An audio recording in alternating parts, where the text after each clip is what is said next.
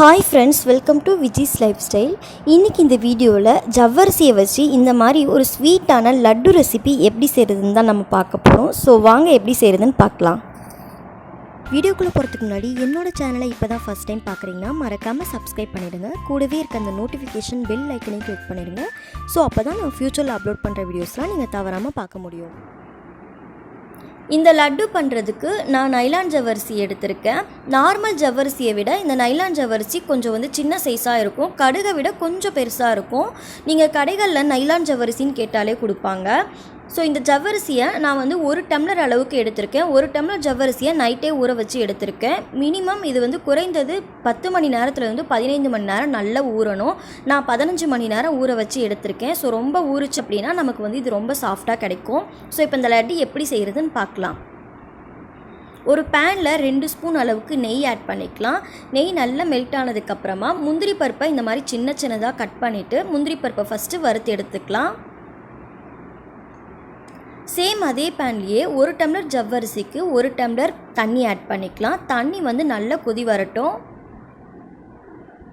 நல்லா கொதி வந்ததுக்கப்புறமா நம்ம கேசரி பவுடர் ஆட் பண்ணிக்க போகிறோம். கேசரி பவுடர் ஒரு நான் 1/4 ஸ்பூன் அளவுக்கு எடுத்திருக்கேன். இது நல்லா மிக்ஸ் பண்ணிக்கோங்க. நீங்கள் கலருக்கு ஏற்றாப்படி நீங்கள் கூடவோ குறைச்சிக்கவோ செய்யலாம். ஸ்டவ்வை மீடியம் ஃப்ளேமில் தான் வைக்கணும், ஹை ஃப்ளேமில் வைக்கக்கூடாது. இந்த கேசரி பவுடர் தண்ணியில் நல்லா கலந்ததுக்கப்புறமா நம்ம ஜவ்வரிசியை வடிகட்டிட்டு இதில் ஆட் பண்ணிக்க போகிறோம். ஸோ அடுத்ததாக ஒரு 3 ஸ்பூன் அளவுக்கு நெய் ஆட் பண்ணிக்கலாம். நெய் நிறைய ஆட் பண்ணுறோம் அப்படின்னா அதோட மனமும் சுவையும் இன்னும் நமக்கு ரிச்சாக கொடுக்கும். ஸோ நெய் ஆட் பண்ணிவிட்டு நல்லா கலந்துக்குங்க. இப்போ 2 ஏலக்காய் நான் தட்டி வச்சதை ஆட் பண்ணிக்கிறேன். ஏலக்காய், அதுக்கப்புறம் ஒரு பிஞ்ச் அளவுக்கு சால்ட் ஆட் பண்ணிக்கிறேன். சால்ட் ஆட் பண்ணிவிட்டு நல்லா அதை கலந்துக்குங்க.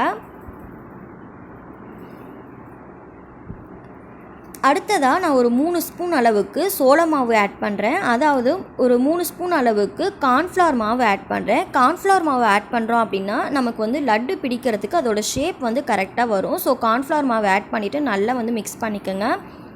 நெக்ஸ்ட்டு நான் சுகர் ஆட் பண்ணிக்கிறேன். 1 டம்ளர் ஜவ்வரிசிக்கு 1 டம்ளர் சுகர் ஆட் பண்ணியிருக்கேன். ஸோ சுகர் ஆட் பண்ணிவிட்டு நல்லா அதை கலந்துக்குங்க.